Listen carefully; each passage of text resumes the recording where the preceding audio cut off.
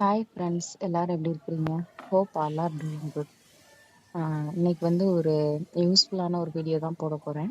So எப்படி வீட்டிலே நம்ம மைக்ரோ கிரீன்ஸ் வந்து ரெடி பண்ணலாம் அப்படின்ற மாதிரி ஒரு வீடியோ தான் இன்னைக்கு. கண்டிப்பாக இது உங்களுக்கு யூஸ்ஃபுல்லாக இருக்கும். இந்த வீடியோ ஃபுல்லாக பாருங்கள்.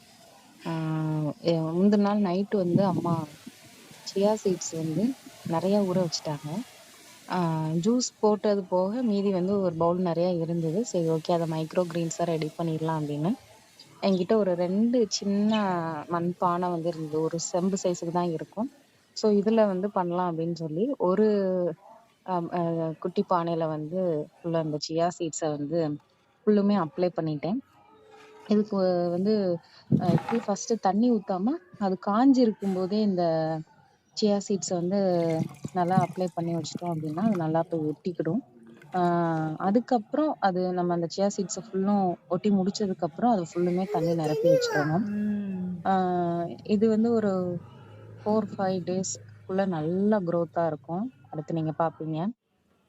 ரிமைனிங் கொஞ்சம் இருந்தது. 2 இது வைக்கலான்னு பார்த்தேன். ஆனா வந்து 1 போதும். இன்னொன்னு வந்து மண்ல வச்சிரலாம் அப்படின்னு சொல்லி ஒரு தொட்டி ஃப்ரீயா இருந்தது. ஸோ ஓகே, மண்ல வைப்போம்ன்னு சொல்லி அத மண்ல போட்டுட்டேன்.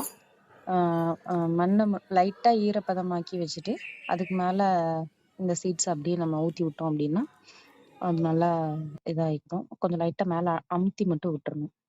ஸோ நெக்ஸ்ட் டே வந்து இப்படிதான் அது நல்லா துளிர் விட்டுருந்தது. மண்ல போட்டதுலயுமே நல்லாவே ஒரு growth இருந்தது. இப்ப பாருங்க, இது ஒரு 3 டேஸ்க்கு மேல இருக்கும். எவ்வளவு அழகா growth இருக்குன்னு பாருங்க. என்ன பண்ணணும்னா, இந்த மாதிரி நம்ம மண்பானையில வளர்க்கும்போது டெய்லியுமே அந்த மண்பானைக்குள்ள வந்து நம்ம தண்ணி வச்சுட்டே இருக்கணும். தண்ணி ஊத்திட்டே இருக்கணும். இந்த பாட் வந்து ட்ரையே ஆகக்கூடாது. ஏன்னா இதுக்கு வந்து நம்ம வெளிப்புறமா தண்ணி ஊத்த போறதில்ல. அந்த மண் பானையில இருக்கிற தண்ணி தான் அதோட வேர் அப்சர்வ் பண்ணிக்கிடும். ஸோ அதனால அது தண்ணி வச்சுக்கிடணும். இது பாருங்க, மண்ல போட்டது நல்லா சூப்பரா முளைச்சிருந்தது. ஸோ அதோட ஈரப்பதம் காயக்கூடாது அப்படின்றதுக்காக நானு தேங்காய் உடைச்சதோட அந்த துகள், அந்த தூசி இருக்கும் பார்த்தீங்களா, அது போட்டேன். அது நல்லா ஆ தண்ணி வந்து அப்சர்வ் பண்ணும். ஸோ எல்லாமே நல்லா குரோத்தா இருந்தது. இது இன்னும் 3, 4 டேஸ்க்கு அப்புறம் நம்ம எதுக்குனாலும் யூஸ் பண்ணிக்கலாம்.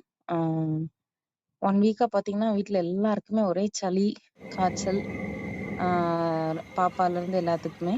ஸோ அதனால தான் கஷாயம் போடுவோம் அப்படின்னு சொல்லி ஆ துளசி, இந்த ஓமவல்லி, வெத்தலை எல்லாத்தையுமே பிச்சு ஒரு சின்ன ஒரு டீ மாரி போட்டு குடுத்தா கொஞ்சம் கேட்கும் அப்படின்னு சொல்லி 1 வீக்கா இதுதான் போய்க்கிட்டு இருக்கு.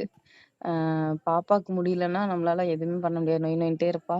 ஸோ அவளுக்காக தான் நான் போட்டுட்டு இருக்கிறேன். நம்மளுக்குன்னா இதுல வந்து அம்மா மிளகு அந்த மாதிரி இன்னும் நிறைய இன்கிரீடியன்ட்லாம் போடுவாங்க. ஸோ பாப்பாக்குன்னா ரொம்ப காரமா இருக்கும்னு சொல்லி மொத்தமா இது ஒரு தண்ணி மாதிரி போட்டு வச்சிருவேன்.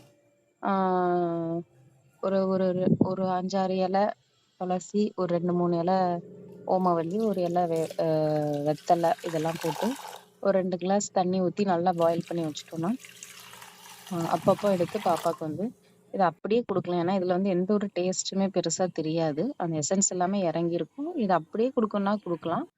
இல்லைன்னா இது கூட கொஞ்சம் ஏதாவது தேன் அல்லது கருப்பட்டி போட்டு கூட கொடுக்கலாம். இது வந்து எங்க அம்மாவோட சேவிங்ஸு. வீட்டுல ஒரு தேங்காவோட ஃப்ரீயா இருக்க விட மாட்டாங்க. எல்லாத்தையும் இந்த மாதிரி சேர்த்து வைப்பாங்க. இப்படி உங்களுக்கு யாருக்காவது பழக்கம் இருந்தா கமெண்ட்ஸ்ல சொல்லுங்க. அடுத்த வீடியோல உங்களை சந்திக்கிறேன். தேங்க்ஸ் ஃபார் வாட்சிங்.